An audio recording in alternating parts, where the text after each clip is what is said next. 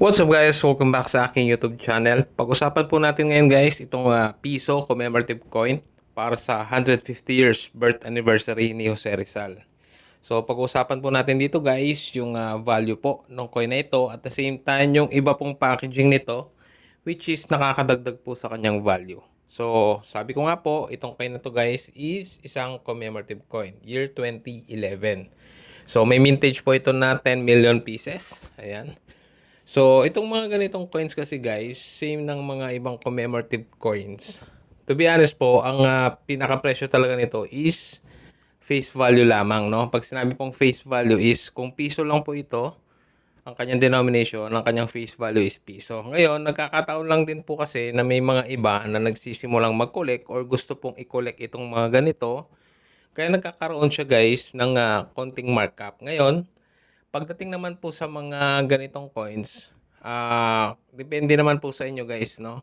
Kasi normally po, pagka ganitong mga coins po, or wala siyang packaging is, normally po ay umaabot po ng mga around 10 pesos to 20 pesos yung isa.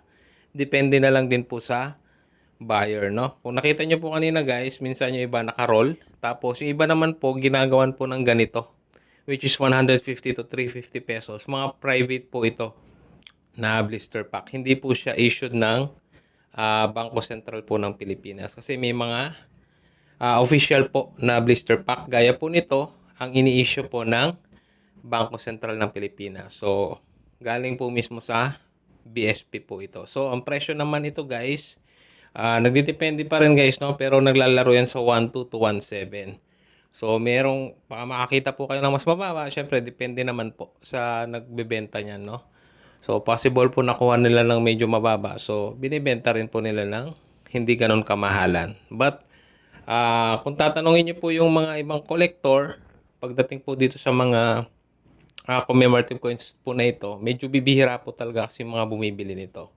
Sabi ko nga, kung mga ganito pong mga circulated or kahit uncirculated po, minsan po ang ino-offer po madalas nila is 10 pesos each or minsan 15 pesos po, no?